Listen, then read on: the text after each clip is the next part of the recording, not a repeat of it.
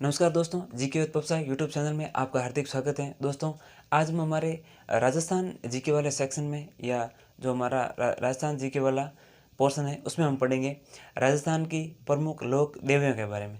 तो आज जो हमारे टॉपिक का जो हेडिंग हो जाएगा वो हो जाएगा राजस्थान की प्रमुख लोक देवियाँ।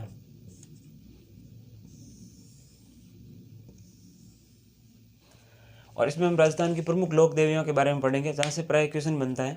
तो देखते हैं, हम यहाँ लिख देंगे हम प्रमुख देवी या देवियाँ।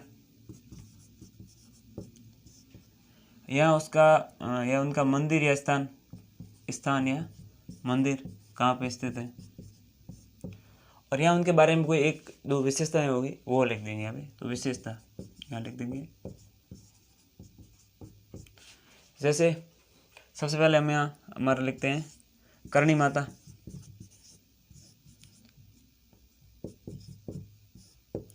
तो करणी माता का स्थान या मंदिर है वो हो जाएगा देशनोक बीकानेर,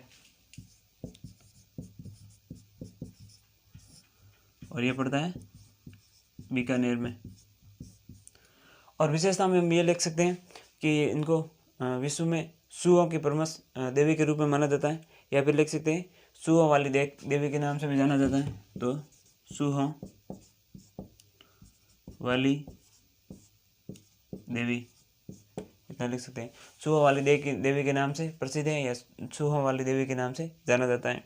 फिर साथ ही ये बीकानेर राठौर वंश की कुल देवी के रूप में भी जानी जाती हैं। तो बीकानेर राठौड़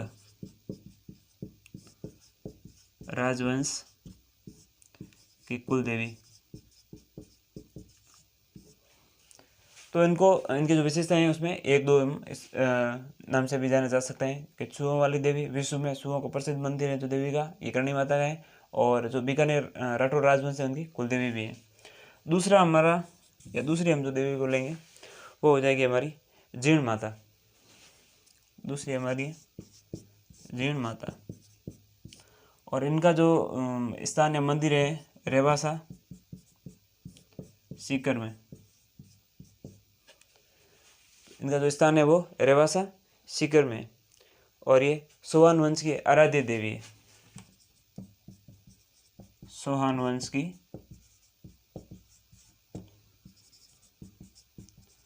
आराध्य देवी। इस प्रकार आगे हम और कुछ देवियों के बारे में पढ़ेंगे, जहाँ से प्राय राजस्थान की जो प्रतियोगी परीक्षाएं हैं उनमें राजस्थान की कला संस्कृति या जीके के संबंध में यहाँ से क्वेश्चन बनता है कि राजस्थान के विभिन्न लोग जो देवियाँ हैं उनके बारे में कि सम्मिलित करने के लिए भी क्वेश्चन आ सकता है, और ऑप्शन में भी एक क्वेश्चन देके चार विकल्प के रूप में भी पूछा जा सकता है। आगे जो हमारी होगी वो होगी शीला देवी या अन्नपूर्णा देवी। हम यहाँ लिख सकते हैं शीला देवी या अन्नपूर्णा देवी। ये हो जाएगी स्थानीय मंदिर कहाँ हो जाएगा आमेर जयपुर, आमेर जयपुर। और ये जो कछवा राजवंश है, जयपुर के कच्छा राजवंश की आराध्य देवी है। तो कहाँ जयपुर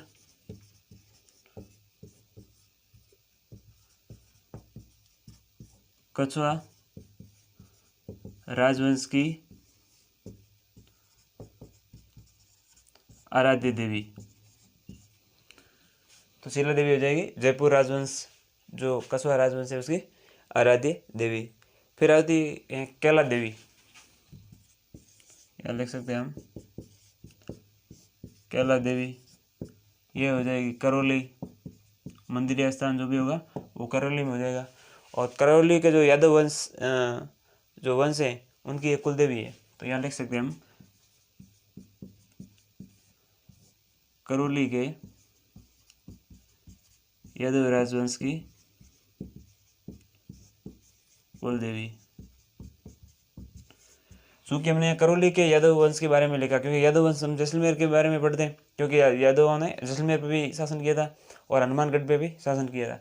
इस वजह से हम यहाँ केवल करौली के जो यादव है उनकी जो कुल देवी है वो हो जाएगी कैला देवी। आगे हमारे हैं जमुआई माता।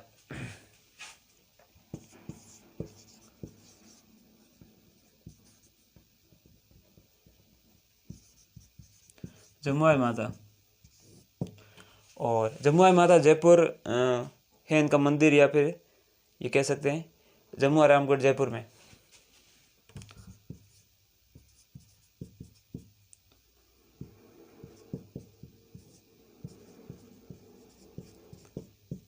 तो जमुआई माता का जो मंदिर या स्थान है वो जमुआ रामगढ़ जयपुर में इनका स्थान या मंदिर है। और ये ढूंढाड़ के कस्बा राजवंश की कुलदेवी।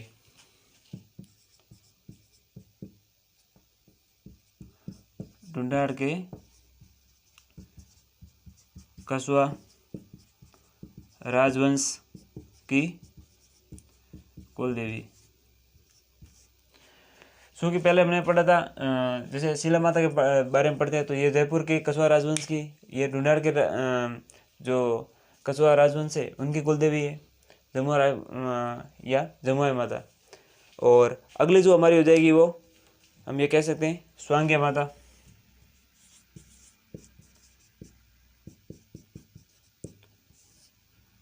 इसको स्वांग्या माता, आवड़ माता और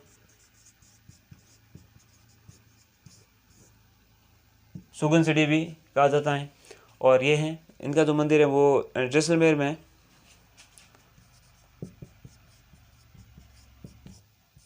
और ये जैसलमेर के भाटी राजवंश की कुलदेवी है।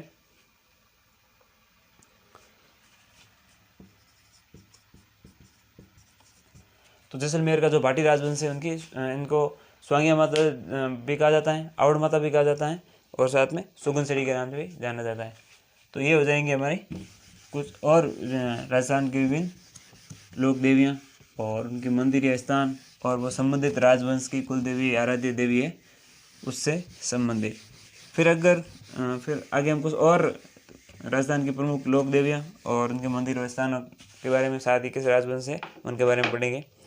फिर आती है बाण माता। आगे हम देखेंगे बाण माता। और बाण माता का स्थानीय मंदिर है जो उदयपुर में, और ये सिसोदिया या गहलोत राजवंश की कुलदेवी है। सिसोदिया या गुइल जो थे गहलोत या गहलोत राजवंश की कुलदेवी। और अगली जो हमारी है वो हो जाएगी सच्चाई माता।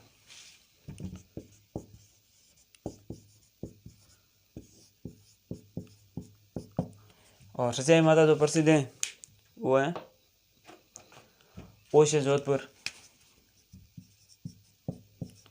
ओशियाँ ये पड़ते हैं जोधपुर में। और ये हैं ओस वालों की कुल देवी। ओस वालों की कुल देवी। और अगली हमारी जो है वो हो जाएगी चामुंडा माता।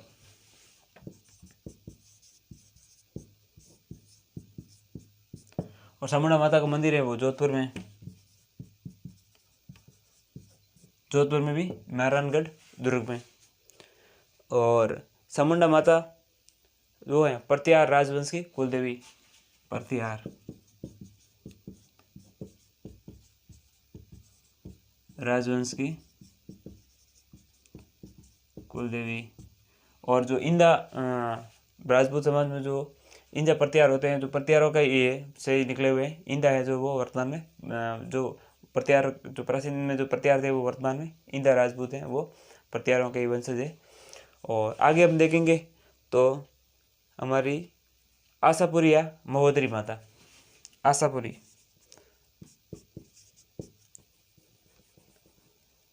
आशापुरा या महोदरी माता। और आशापुरा या आशापुरी या महोदरी माता है, उनका महोदरा जालोर में मंदिर है। आशापुरी कर सकते हैं हम, महोदरा जालोर। और ये सोनगढ़ जो चौहान है उनकी कुलदेवी है। जालोर के सोनगढ़ चौहानों की कुलदेवी हम यहाँ लिख सकते हैं, जालोर के सोनगढ़ चौहानों की कुलदेवी। तो ये जो आशापुरी या महोदरी माता है, ये महोदरा जालोर में इसका स्थानीय मंदिर है। और जो जालोर के सोनगढ़ चौहान है उनकी कुलदेवी है। आगे हम और देख लेते हैं कुछ और प्रमुख राजस्थान की प्रमुख लोग देवियों के बारे में और उनके स्थान व मंदिर के बारे में, क्योंकि प्राय यहाँ से क्वेश्चन बनते हैं। राजस्थान के इतिहास और कला संस्कृति जब हम पढ़ते हैं तो कला संस्कृति में से यहाँ से क्वेश्चन जरूर बनते हैं। और इनमें से एक दो नाम जाना पहचाना होता है, बाकी थोड़े अटपटे नाम होते हैं, तो उस वजह से हम इनको थोड़ा और देख लेते हैं। फिर आती है शाकंभरी माता।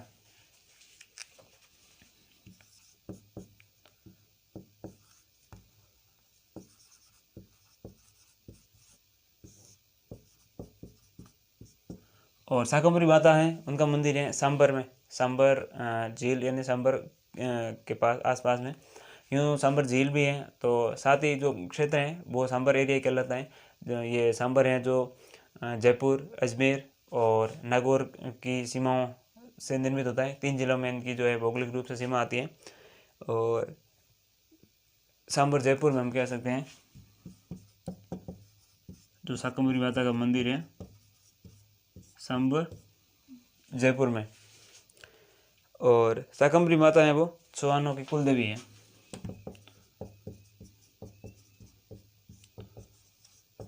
चौहानों की कुलदेवी, ये संपूर्ण चौहानों की कुलदेवी है। शाकंभरी जो शाकंभरी माता है, सांबर में इनका मंदिर है।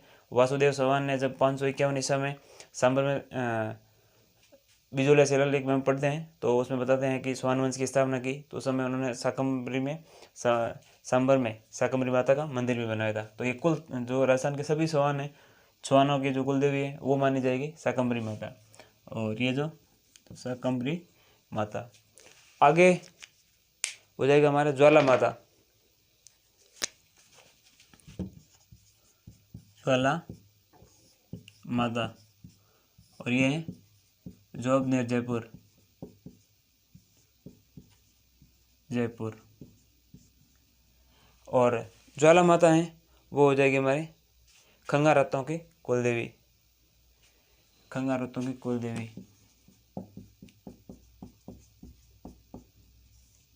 रतों की कुल देवी। अगली हमारी है वो हो जाएगी हमारी तनोट माता।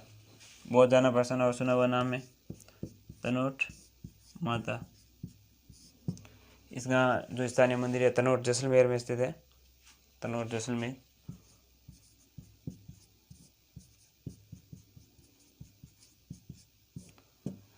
और जो तनोट माता है वो थार की वैष्णो देवी के रूप में जानी जाती हैं।